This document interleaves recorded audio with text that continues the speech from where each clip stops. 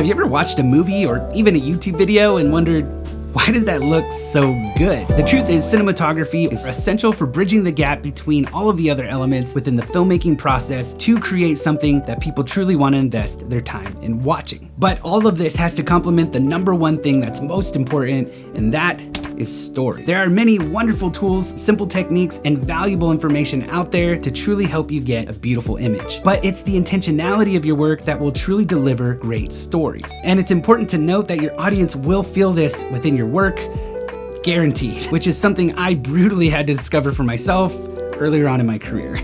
But by now you're probably asking, so how do I do that? Well, let's talk about it.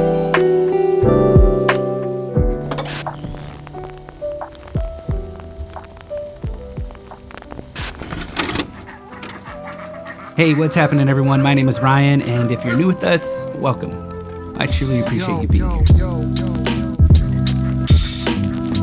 I'm gonna cover a few very simple but very powerful tips and techniques that you could use right now to elevate your next film or video. And I wanted to kick things off with the camera. Not that you have to go out and buy a specific camera to get a cinematic style image, but more on how we use the camera to get this style of image, and I'm mainly talking about exposure. Exposure is gonna be one of the first steps in cinematography when creating a scene. And it's important because it's an easy way to achieve the tone of the scene or the story. But this setup isn't really working out. It's definitely coming down. So let's head on inside to talk about this a little bit more. Let me show you what I mean. For example, a higher exposure will usually be reserved for a brighter tone. It just feels happier and overall just feels really good. While a lower exposure will usually feel heavy, emotional, or tense. And I honestly just wasn't thinking about any of that when I first started out. Now you may know you would typically use 3 settings on your camera to achieve this: shutter speed, aperture, and ISO. But you may not realize, and something that I know I struggled with earlier on in my career, was that all of these have their own side effects. But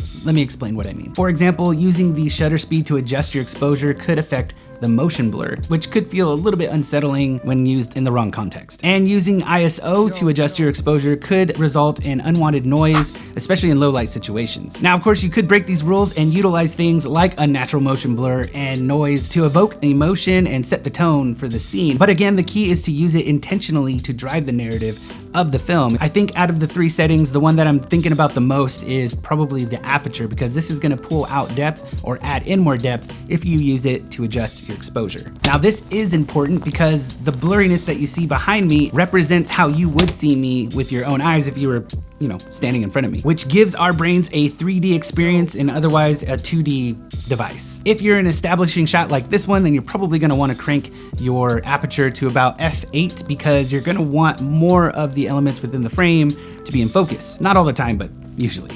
And the reason that is because this is what we would see with our own eyes if we were outside looking at this character. All of this is important because nailing your exposure in camera is really gonna go a long way throughout the entire filmmaking process, and it's super simple to do. Okay, so let's talk about color. You could use color to contrast a scene or evoke a specific emotion or even express what our character is feeling in the moment. But why is that? Well, color is a powerful tool for our minds to perceive what's happening within a scene. For example, cooler tones can suggest loneliness, sadness, and even intensity, while warmer tones can suggest happiness, warmth, and life. Like this scene here, I'm basically doing the same thing. It's the same exact scene, except that there's 2 different color temperatures, one being cooler and one warmer, and they really do feel different and imply 2 separate ideas. So how do you accomplish the color temperature that you want to achieve? Well, you could do this with the white balance on your camera. You could do this using color temperature with your lighting, kind of like what I'm doing here, and you could do it through set design. It's kind of like the color contrast in this frame here. I have the window light, which is much cooler. It's a cooler, cloudy day outside, and then I have this lamp right over here that gives off a warmer tone. So I just set up a couple of lights. I have this small light here at 6,000 Kelvin bouncing off a bounce card and back at me to kind of soften that light, coming in from the same direction as our window light, and then I have this tube light here matching the light behind me, which is around 3000 Kelvin. However, it is important to choose your white balance wisely to accommodate for all of these color changes. I do have a video all about color temperature and how it can affect the story and the tone and the mood, so I'll leave a link to that below if you're interested in learning more about that. Color really is an essential thing when you're trying to tell compelling stories, especially if you're looking to get that cinema-like feel for your film or your video, and this is something that wasn't even on my radar at the beginning of my career. If there was one part of the filmmaking process that I love the most, it would have to be lighting. Now, I talk about light a lot on this channel, but if you're looking to light for story and wanting to create a cinema-like feel for your films or your videos, then it's important to know light and how it works naturally within a space. I've talked a little bit about this in my videos before, but typically the job of the DP or the cinematographer is gonna be to walk the space that they're filming in and see where all the ambient light is coming in from naturally, as well as where our shadows are gonna fall naturally. Then light the scene to match that or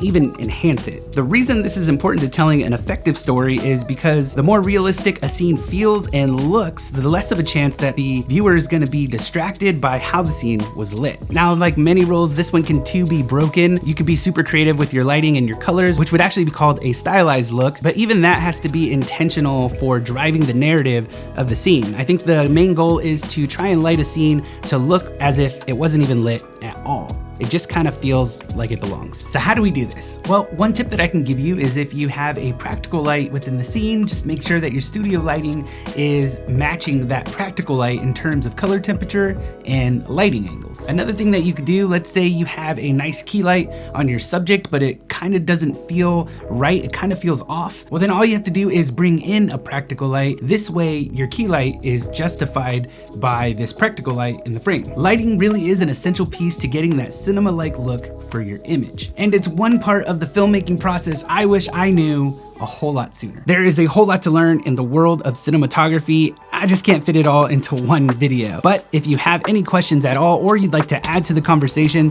then please drop all that down in the comments below, because it's a huge help to share those experiences with each other and lift each other up in that way. Learning the basics of cinematography is essential for creating impactful stories that people just can't help but watch until the end. We've only scratched the surface here, but if you've made it this far into the video, first of all, I just want to give you a huge thank you. You guys are the elite, my friends. Thank you so much. But I also know that you're dedicated to the craft and learning as much as you possibly can to create compelling stories. And I know that if you use the tips and the techniques in this video and practice them often, this could truly help your work stand out from all the rest. And I also just want to encourage you that you've got this, my friend. Well, that's gonna do it for me. Thank you so much for joining me in this video. If you liked this video or you learned something, please click the like button down below.